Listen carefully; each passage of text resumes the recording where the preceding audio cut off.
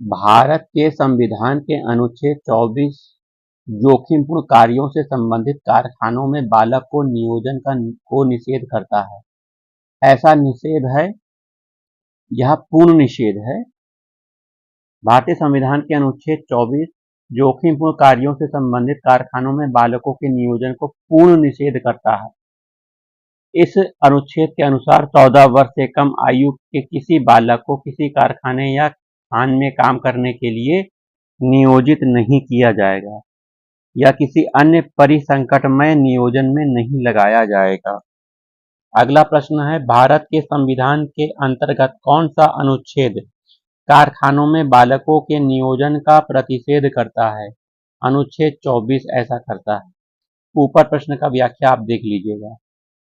मूल अधिकारों से संबंधित संविधान के निम्नलिखित अनुच्छेदों में कौन एक प्रत्यक्ष रूप से बालकों के शोषण से संबंधित है? अनुच्छेद 24 ऊपर की व्याख्या देख लीजिएगा।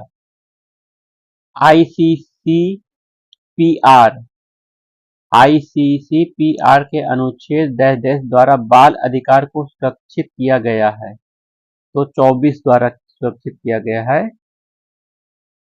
आईसीसीपीआर यानी international covenant on civil and political rights के अनुच्छेद 24 के द्वारा बाल अधिकार को सुरक्षित किया गया है। भारत के संविधान अनुच्छेद 24 के द्वारा बाल अधिकार को संरक्षण दिया गया है। संविधान का कौन सा अनुच्छेद दोष सिद्धि के संबंध में अभियुक्त को दोहरे दंड और स्व अभिशंसय से संरक्षण प्रदान करता है? अनुच्छेद 20 ऐसा करता है। संविधान के अनुच्छेद 20(2) के अनुसार किसी व्यक्ति को एक ही अपराध के लिए एक से अधिक बार अभियोजित और दंडित नहीं किया जा सकता। अनुच्छेद 20(3) के अनुसार किसी अपराध के लिए अभियुक्त किसी व्यक्ति को स्वयं और अपने विरुद्ध साक्षी होने के लिए बाध्य नहीं किया जाएगा। अगला प्रश्न है, किसी अपराध के अभियुक्त को स्वयं अपने विरुद्ध गवाह बनने के लिए बाध्य नहीं किया जा सकता। भारतीय संविधान के किस अनुच्छेद में प्रावधान है? भारतीय संविधान के 20(3) में इसका प्रावधान किया गया है। ऊपर की व्याख्या देख लीजिएगा। किसी व्यक्ति को एक ही अपराध के लिए एक बार से अधिक अभियोजित और दंडित नहीं किया जा सकता। अपराधों के लिए दोष सिद्धि के संबंध में उपरोक्त संरक्षण किस अनुच्छेद के अंतर्गत है? अनुच्छेद 20 के अंतर्गत है। यह ऊपर की व्याख्या देख लीजिएगा।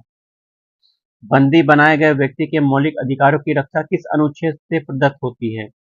अनुच्छेद 22 से प्रदत्त होती है।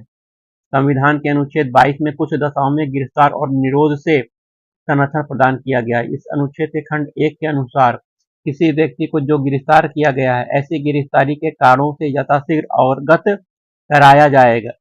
कराए बिना अभिरक्षा में निरुद्ध नहीं किया जाएगा या अपनी रुचि के विधि व्यवसायी से परामर्श करने तथा प्रतीक्षा कराने के अधिकार से वंचित नहीं रखा जाएगा। प्रत्यक्ष बंदीकरण अधिनियम के अंतर्गत एक व्यक्ति बिना मुकदमा चलाए बंदी बनाया जा सकता है 3 माह के लिए। प्रत्यक्ष बंदीकरण निवारक निरोध अधिनियम के अंतर्गत एक व्यक्ति को बिना मुकदमा चलाए 3 माह के लिए बंदी बनाया जा सकता है। अनुच्छेद 22(4) के अनुसार यदि निरोध 3 माह से अधिक के लिए है तो वह मामला सलाहकार बोर्ड को निर्दिष्ट किया जाना चाहिए। ऐसे व्यक्ति को निरोध में तभी रखा जा सकेगा जब सलाहकार बोर्ड का यह मत हो ऐसे निरोध के लिए पर्याप्त आधार हो। प्रिवेंटिव डिटेंशंस के अंतर्गत एक व्यक्ति को बिना मुकदमा चलाए बंदी बनाकर रखा जा सकता है, 3 माह तक रखा जा सकता है। ऊपर की व्याख्या देख लीजिएगा। भारतीय संविधान के किस अनुच्छेद के अंतर्गत सिखों द्वारा कृपाण धारण करने के लिए धार्मिक स्वतंत्रता का अंग माना गया है? कृपाण धारण करना धार्मिक स्वतंत्रता का अंग माना गया है। अनुच्छेद 25 के अंतर्गत यह किया गया है। भारतीय संविधान के अनुच्छेद 25 का संबंध है धर्म की स्वतंत्रता से। भारतीय संविधान के 25 में प्रयुक्त हिंदू शब्द किसे सम्मिलित नहीं करता है? तो हिंदू शब्द बौद्धों को सम्मिलित करता है, पारसियों को सम्मिलित करता है, जैनों को सम्मिलित करता है, जबकि सिखों को नहीं करता है। सॉरी, पारसियों को नहीं करता है, सिखों को करता है, जैनों को करता है, बौद्ध को करता है। हिंदू शब्द में 3 आएंगे, बौद्ध, जैन और सिख आएंगे, पारसी नहीं आएंगे। आपका उत्तर पारसी होगा।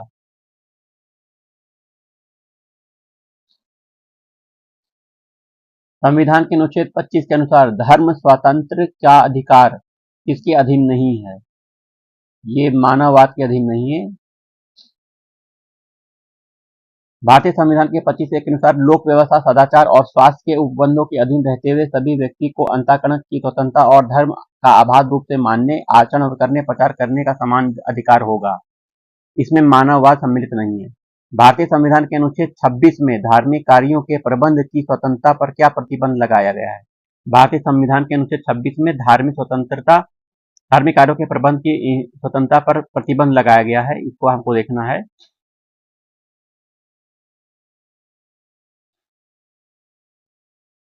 लोक व्यवस्था, स्वास्थ्य, सदाचार, 3 शब्द हैं। देखिए, लोक व्यवस्था, सदाचार और स्वास्थ्य 3 शब्द हैं। डी पहला, चौथा और 5वां, ये 3 प्रतिबंध हैं। ठीक है, इसमें क्या करना है, कौन सा सुमेलित नहीं है, हमें ये देखना है। मानव के व्यापार और बलात्श्रम का प्रतिबंध अनुच्छेद 23 में इसका वर्णन किया गया, सही है। कारखानों में बालकों के नियोजन का प्रतिषेध अनुच्छेद 24 में है। धार्मिक कार्यों के प्रबंध की स्वतंत्रता अनुच्छेद 26 में है। अनुच्छेद 29 में आपका अल्पसंख्यकों वर्गों के हितों के संरक्षण से संबंधित है ना। अनुच्छेद 29 अल्पसंख्यक वर्गों के हितों के संरक्षण से संबंधित है, न कि शिक्षण संस्थाओं के प्रशासन से संबंधित है। तो डी आंसर आपका सही है।